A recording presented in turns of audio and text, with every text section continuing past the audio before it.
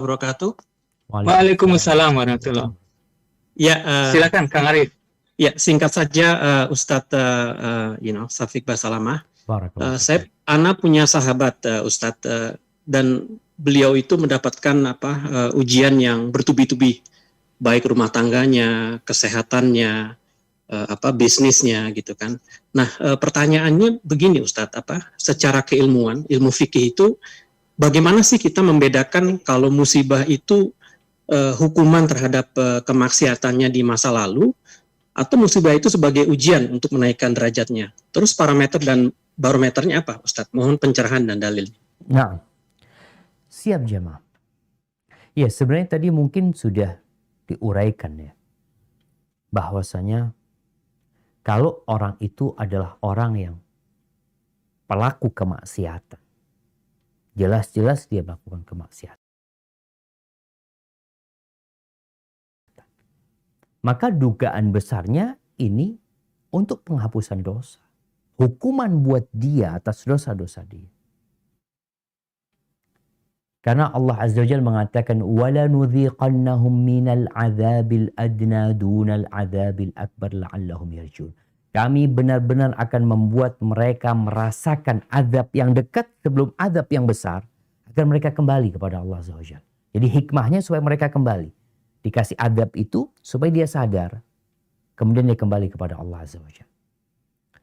Jadi kalau musibah itu memang dari pelaku dosa, maka bisa jadi hukuman buat dia yang akan menghapuskan dosa dia kalau dia bersabar.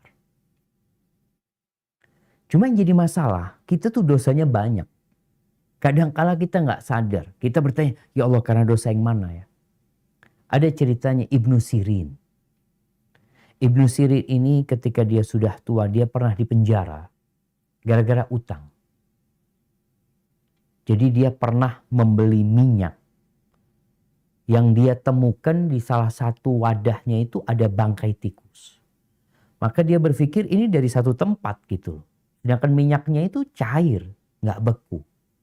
Akhirnya dia buang itu semuanya. Karena dia takut najis.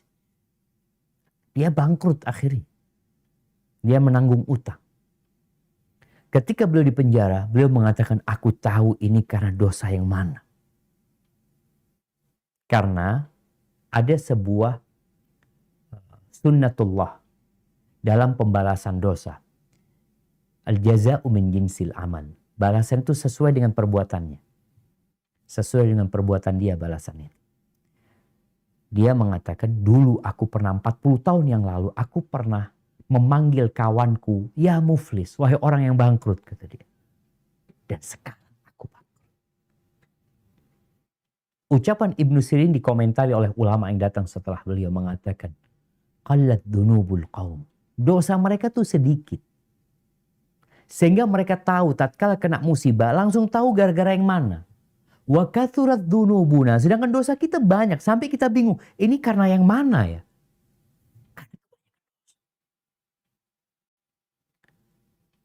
Tapi kalau ini orang yang taat kepada Allah Azza wa Jalla, orang yang sudah bertobat sehingga dia memperbanyak amalan, ya dia juga jadi orang soleh. Tapi kan masih punya dosa. Bisa tadi tetap dihapuskan dosanya. Namun dia naik tingkatannya untuk berada di derajat yang lebih tinggi. Dengan dikasih musibah tersebut. Makanya tadi kita sebutkan para orang yang paling besar cobaannya siapa? Para nabi. Bukan pelaku dosa, para nabi. Cuma nih orang punya masa lalu yang penuh dengan dosa.